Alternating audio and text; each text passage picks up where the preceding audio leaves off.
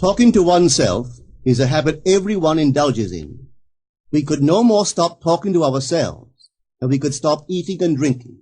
All that we can do is control the nature and the direction of our inner conversation. Most of us are totally unaware of the fact that our inner conversations are the causes of the circumstances of our life. We are told that as a man thinketh in his heart, so is he. But do we know that man's thinking follows the tracks laid down in his own inner conversations? To turn the tracks to which he is tied in the direction in which he wants to go, he must put off his former conversation, which is called in the Bible the old man, and be renewed in the spirit of his mind. Speech is the image of mind. Therefore, to change his mind, he must first change his speech. By speech is meant those mental conversations we carry on with ourselves. The world is a magic circle of infinite possible mental transformations, for there are an infinite number of possible mental conversations. When man discovers the creative power of inner talking, he will realize his function and his mission in life. Then he can act to a purpose. Without such knowledge, he acts unconsciously. Everything is a manifestation of the mental conversations which go on in us without our being aware of them. But as civilized beings, we must become aware of them and act with a purpose. A man's mental conversations attracts his life. As long as there is no change in his inner talking, the personal history of the man remains the same. To attempt to change the world before we change our inner talking is the struggle against the very nature of things. Man can go round and round in the same circle of disappointments and misfortunes, not seeing them as caused by his own negative inner talking, but as caused by others. This may seem far-fetched, but it is a matter which lends itself to research and experiment. The formula the chemist illustrates is not more certainly provable than the formula of this science by which words are clothed in objective reality. One day a girl told me of her difficulties in working with her employer. She was convinced that he unjustly criticized and rejected her very best efforts. Upon hearing her story, I explained that if she thought him unfair, it was a sure sign that she herself was in need of a new conversation piece. There was no doubt but that she was mentally arguing with her employer, for others only echo that which we whisper to them in secret. She confessed that she argued with him mentally all day long. When she realized what she had been doing, she agreed to change her inner conversations with her employer. She imagined that he had congratulated her on her fine work, and that she, in turn, had thanked him for his praise and kindness. To her great delight, she soon discovered that her own attitude was the cause of all that befell her. The behavior of her employer reversed itself. It echoed, as it had always done, her mental conversations with him. I rarely see a person alone without wondering to what conversation piece is he tied. On what mysterious track is he walking? We must begin to take life consciously, for the solution of all problems lies just in this. The second man, the Lord from heaven in all of us, is trying to become self-conscious in the body, that he may be about his Father's business. What are his labors? To imitate his Father, to become master of the Word, master of his inner talking, that he may mold this world of ours into a likeness with the kingdom of love. The prophet said, "Be ye imitators of God as dear children." How would I imitate God? Well, we are told that God calls things that are not seen as though they were seen, and the unseen become seen. This is the way the girl called forth praise and kindness from her employer. She carried on an imaginary conversation with her employer from the premise that he had praised her work, and he did. Our inner conversations represent in various ways the world we live in. Our individual worlds are self-revelations of our own inner speech. We are told that every idle word that men shall speak, they shall give account thereof. For by their words they shall be justified, and by their words they shall be condemned. We abandon ourselves to negative inner talking, yet expect to retain command of life. Our present mental conversations do not recede into the past as man believes, They advanced into the future to confront us as wasted or invested words. My word, said the prophet, shall not return unto me void, but it shall accomplish that which I please, and it shall prosper in all the things whereto I sent it. How would I send my word to help a friend? I would imagine that I am hearing his voice, that he is physically present, that my hand is on him. I would then congratulate him on his good fortune, tell him that I have never seen him look better. I would listen as though I heard him. I would imagine that he is telling me he has never felt better, he has never been happier. And I would know that in this loving, knowing communion with another, a communion populous with loving thoughts and feelings, that my word was sent, and it shall not return unto me void, but it shall prosper in the thing whereto I sent it. Now is the accepted time. Now is the day of salvation.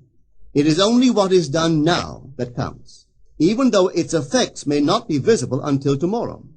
We call not aloud, but by an inner effort of intense attention. To listen attentively, as though you heard, is to create. The events and relationships of life are your word made visible. Most of us rob others of their willingness and their ability to be kind and generous by our fixed attitudes towards them. Our attitudes unfold within us in the form of mental conversations. Inner talking from premises of fulfilled desire is the way to consciously create circumstances. Our inner conversations are perpetually outpictured all round us in happenings. Therefore, what we desire to see and hear without, we must see and hear within, for the whole manifested world goes to show us what use we have made of the word. If you practice this art of controlled inner speaking, you too will know what a thrill it is to be able to say, and now I have told you before it come to pass, that when it is come to pass, ye might believe. You will be able to consciously use your imagination to transform and channel the immense creative energies of your inner speech from the mental, emotional level to the physical level. And I do not know what limits, if any, there are to such a process. What is your aim? Does your inner talking match it? It must, you know. If you would realize your aim, or as the prophet asked, can two walk together except they be agreed? And of course the answer is no, they cannot. The two who must agree are your inner conversation and the state desired. That is, what you desire to see and hear without, you must see and hear within. Every stage of man's progress is made by the conscious exercise of his imagination, matching his inner speech to his fulfilled desire. As we control our inner talking, matching it to our fulfilled desires, we can lay aside all other processes. Then we simply act by clear imagination and intention. We imagine the wish fulfilled and carry on mental conversations from that premise. The right inner speech is the speech that would be yours were you to realize your ideal. In other words, it is the speech of fulfilled desire. Now you will understand how wise the ancient was when he told us in the Hermetica, there are two gifts which God has bestowed upon man alone and on no other mortal creature. These two are mind and speech, and the gift of mind and speech is equivalent to that of immortality. If a man uses these two gifts rightly, he will differ in nothing from the immortals. And when he quits his body, mind and speech will be his guides, and by them he will be brought into the troop of the gods and the souls that have attained to bliss. With the gift of mind and speech, you create the conditions and circumstances of life. In the beginning was the Word, and the Word was with God, and the Word was God.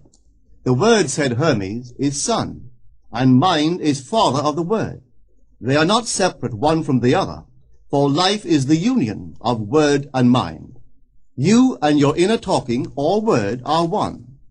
If your mind is one with your inner conversation, then to be transformed in mind is to be transformed in conversation. It was a flash of the deepest insight that taught Paul to write, put off the former conversation, the old man, which is corrupt, and be renewed in the spirit of your mind. Put on the new man. Put on the new man and be renewed in the spirit of your mind, is to change your inner conversation, for speech and mind are one. A change of speech is a change of mind. The prophet Samuel said, "The Lord spake by me, and his word was in my tongue." If the Lord's word was in the prophet's tongue, then the Lord's mouth that uttered the word must be the prophet's mind. For inner conversations originate in the mind and produce little tiny speech movements in the tongue. The prophet is telling us that the mouth of God is the mind of man, that our inner conversations are the word of God, creating life about us as we create it within ourselves. In the Bible you are told that the word is very near to you, in your mouth and in your heart, that you may do it. See, I have set before you this day life and good, death and evil, blessings and cursings. Choose life. The conditions and circumstances of life are not created by some power external to yourself. They are the conditions which result from the exercise of your freedom of choice, your freedom to choose the ideas to which you will respond. Now is the accepted time. This is the day of salvation. Whatsoever things are of good report, think on these things. For your future will be formed by the word of God, which is your present inner talking. You create your future by your inner conversation. The worlds were framed by the word of God, that is, your inner talking. See yonder fields? The sesamum was sesamum, the corn was corn, the silence and the darkness knew. So is a man's fate born. For ends run true to origins. If you would reap success, you must plant success. The idea in your mind, which starts the whole process going, is the idea which you accept as true. This is a very important point to grasp, for truth depends upon the intensity of imagination, not upon facts. When the girl imagined that her employer was unfair, his behavior confirmed her imagination. When she changed her assumption of him, his behavior reflected the change, proving that an assumption, though false, if persisted in, will harden into fact. The mind always behaves according to the assumption with which it starts. Therefore, to experience success, we must assume that we are successful. We must live wholly on the level of the imagination itself, and it must be consciously and deliberately undertaken. It does not matter if, at the present moment, external facts deny the truth of your assumption. If you persist in your assumption, it will become a fact. Signs follow. They do not precede. To assume a new concept of yourself is to that extent to change your inner talking or word of God, and is therefore putting on the new man. Our inner talking, though unheard by others, is more productive of future conditions than all the audible promises and threats of men. Your ideal is waiting to be incarnated, but unless you yourself offer it human parentage, it is incapable of birth. You must define the person you wish to be, and then assume the feeling of your wish fulfilled, in faith that that assumption will find expression through you. The true test of religion is in its use, but men have made it a thing to defend. It is to you that the words are spoken. Blessed is she that believed, for there shall be an accomplishment of those things which are spoken unto her from the Lord. Test it, try it. Conceive yourself to be one that you want to be, and remain faithful to that conception. For life here is only a training ground for image making. Try it and see if life will not shape itself on the model of your imagination. Everything in the world bears witness of the use or misuse of man's inner talking. Negative inner talking, particularly evil and envious inner talking, are the breeding ground of the future battlefields and penitentiaries of the world. Through habit, man has developed a secret affection for these negative inner conversations.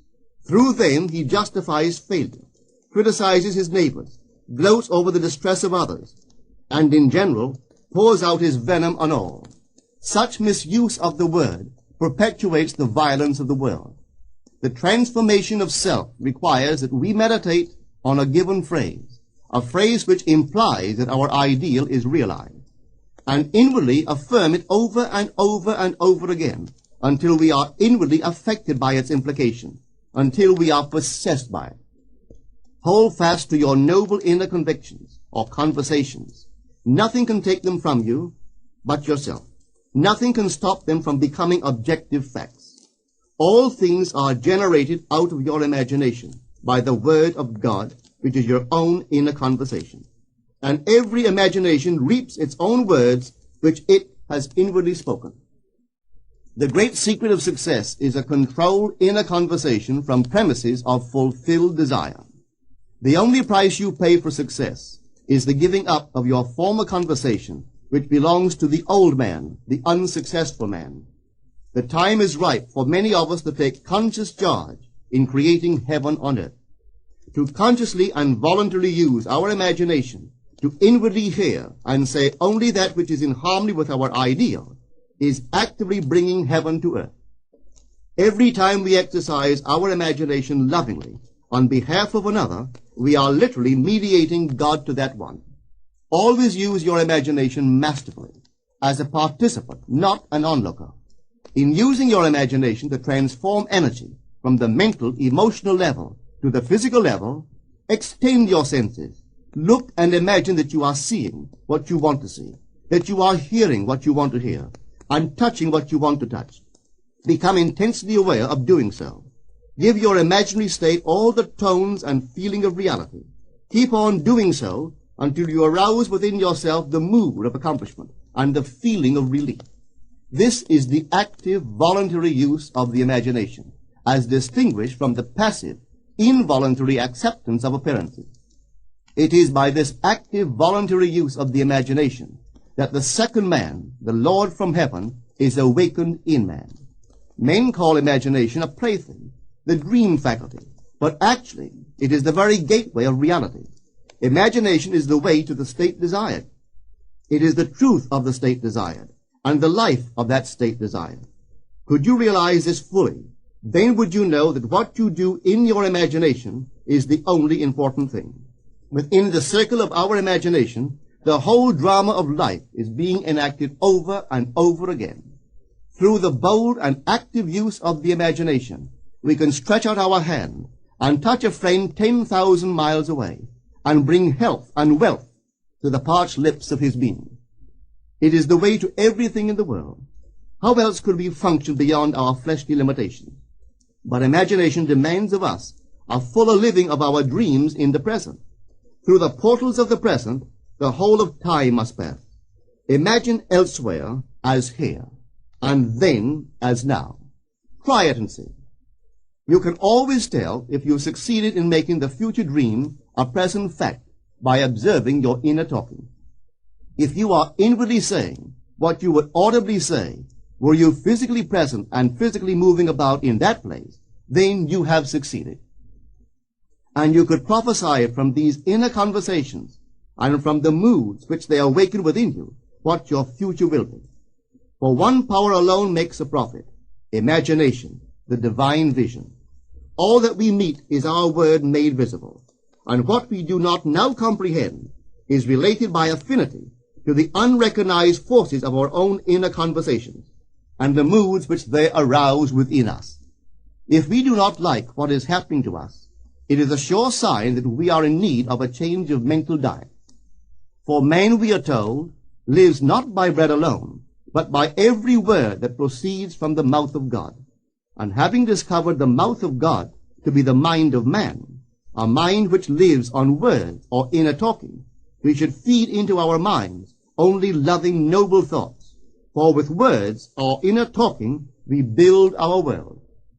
Let love's lordly hand raise your hunger and thirst to all that is noble and of good report, and let your mind starve ere you raise your hand to a cup love did not fill, or a bowl love did not bless, that you may never again have to say, "What have I said?